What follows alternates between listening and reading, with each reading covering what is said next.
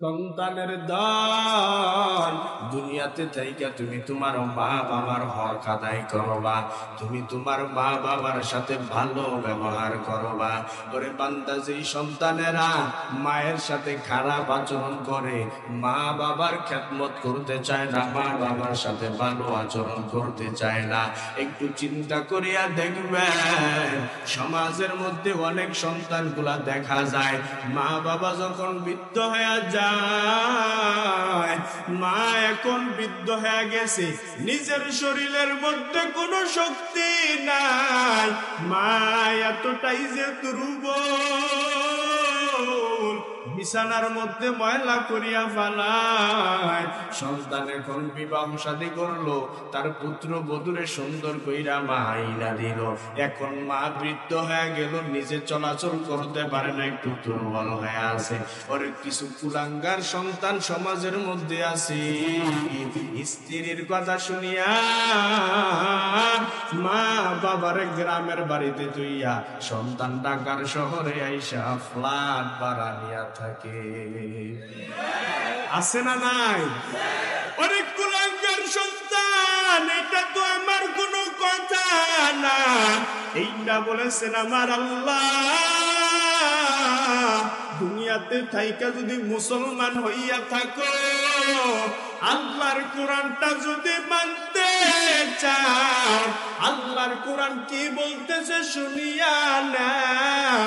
তুমি তোমার মা বাবার হক পরিপূর্ণভাবে আদায় করবা, তুমি তোমার বাবার হক আদায় করবা, তুমি তোমার মায়ের হক আদায় করবা।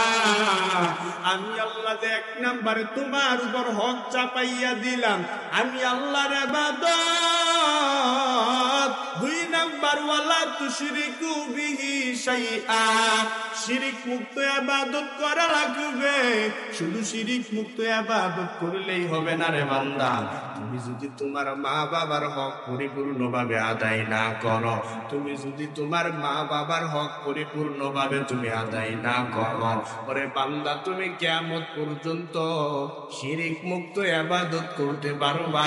মা বাবার হক যদি আদায় না করো, তোমার কিয়ামত পর্যন্ত ইবাদত করলে ইবাদত কবুল হবে না।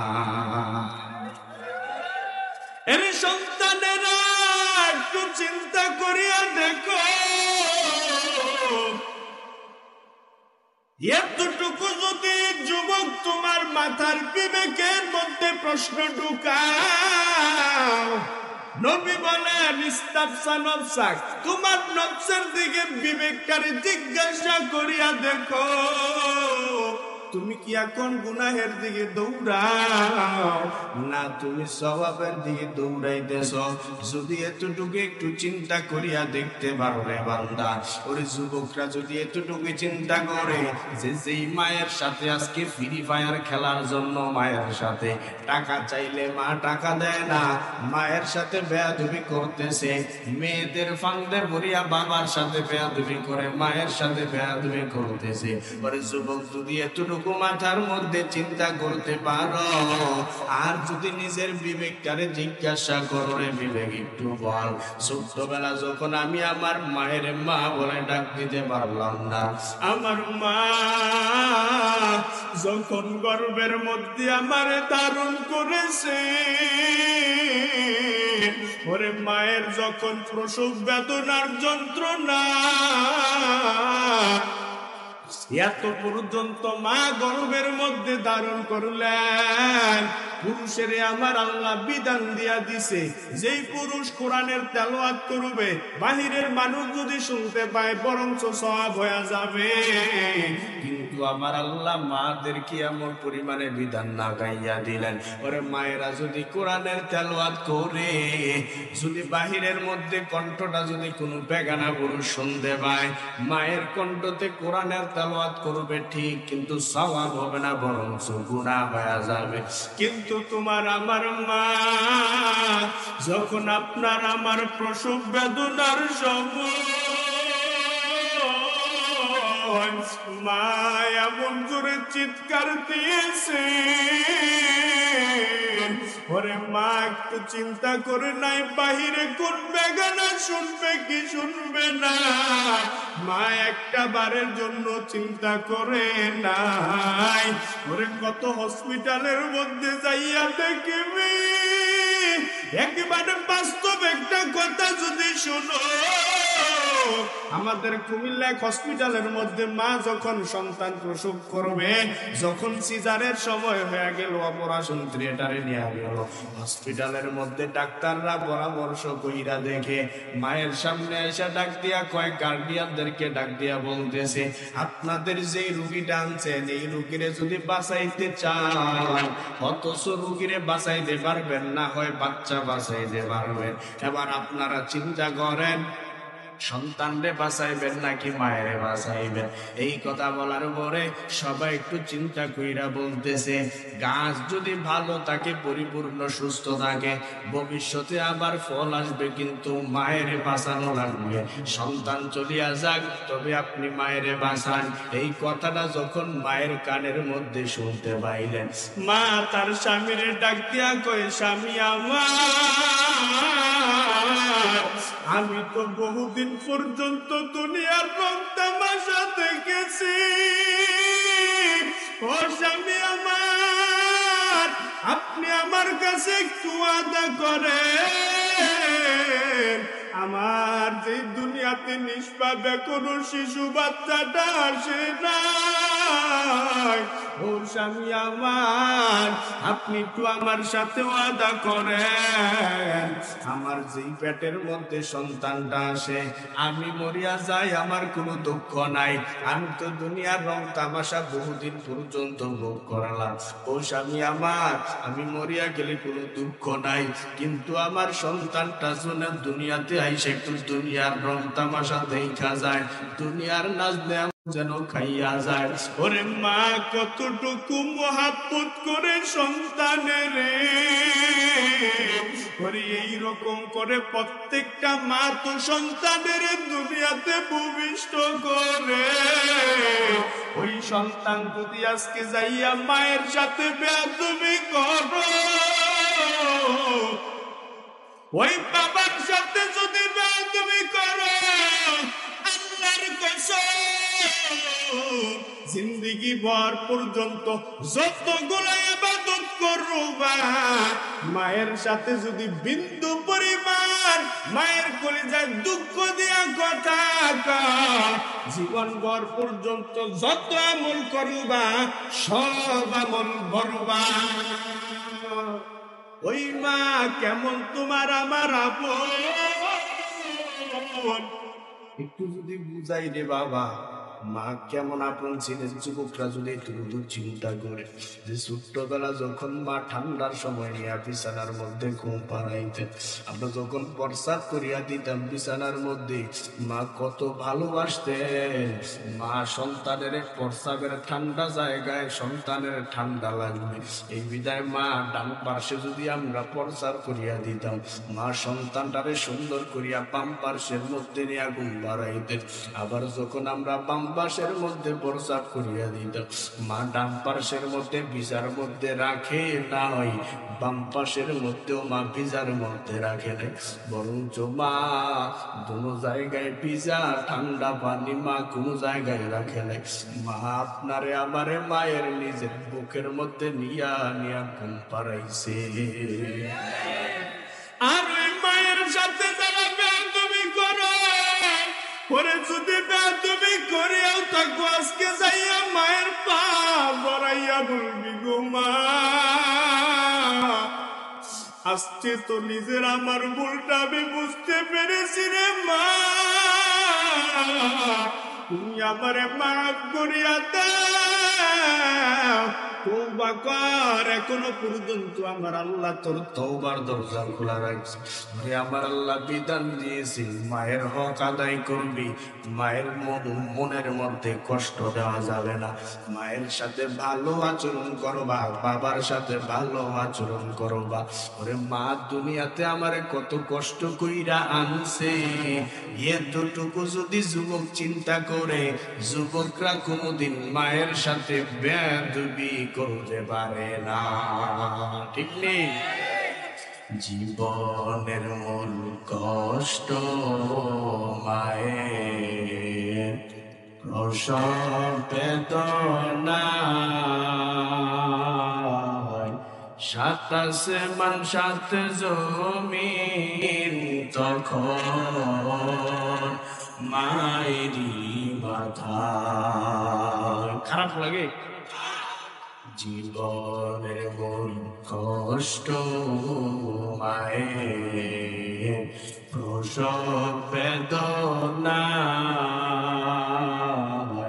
সাত আসমান সাত জমিন তখন মায়েরই মাথায়। এমন মাকে কেমনিয়াজি, এমন মাকে কেমনিয়াজি যাব আমি ভুলিয়া।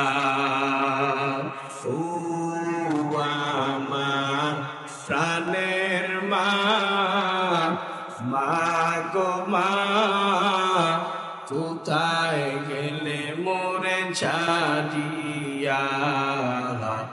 জনম দুঃখী ইয়তীম আমি, চায় না কেহ ফিরিয়া।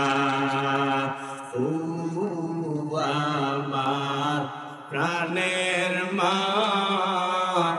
মা গো মা, কোথায় গেলে মোরে ছাড়িয়া। জনম দুঃখী ইয়তীম আমি, চায় না কেহ ফিরিয়া। আমি যখন ছিলাম আমার মায়েরই উদরে,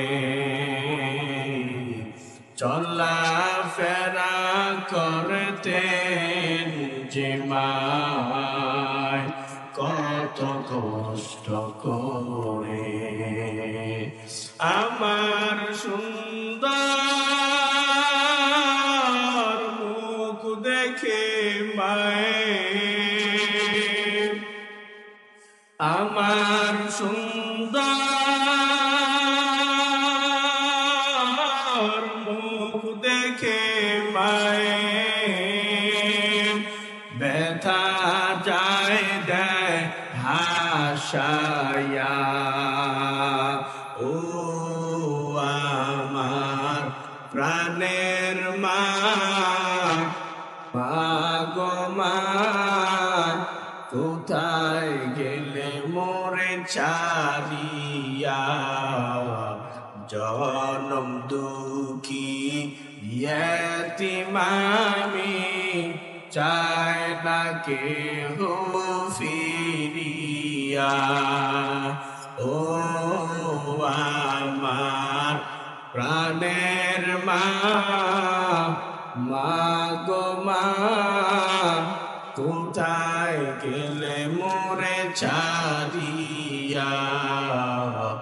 জনম দুঃখী ইয়তীম আমি, চায় না কেহ ফিরিয়া। মায়ের কষ্ট দেওয়া যাবে? বাবারে দেওয়া যাবে? এর নবীর উম্মতের দল, একটু বিবেকটারে জিজ্ঞাসা করবা যে তোমার আমার মা বাবা আপনারে আমার এত কষ্ট করে দুনিয়াতে লালন পালন করলেন, একটু চিন্তা করিয়া দেখবেন বেশিরভাগ যদি সন্তান গুলারে কোরআনের তেলাওয়াত করান, সন্তান গুলারে যদি ছোট্ট বয়স থেকে কোরআনের মজমা থেকে ছোট্ট বয়স থেকে যদি চালু করিয়া দেন, সন্তান গুলা যদি নিজের আদর্শটারে ইসলামটারে পরিপূর্ণভাবে ধরিয়া গ্রহণ করিয়া, নিজের সন্তান গুলা যদি ডাক্তার হয়, ইঞ্জিনিয়ার হয়, উকিল উকিল হয়, ব্যারিস্টার হয়, ওরে যাই হোক না কেন, যদি কোরআনের মহাব্বত থাকে, এই বাংলার জমিনে এমন কোন রেকর্ড নাই যে কোরআনের মহাব্বত সন্তানের অন্তরে আছে আর সন্তান মায়ের সাথে বেয়াদবি করেছে। কিন্তু বহু লক্ষ লক্ষ ঘটনা এই বাংলার জমিনে ঘটতেছে,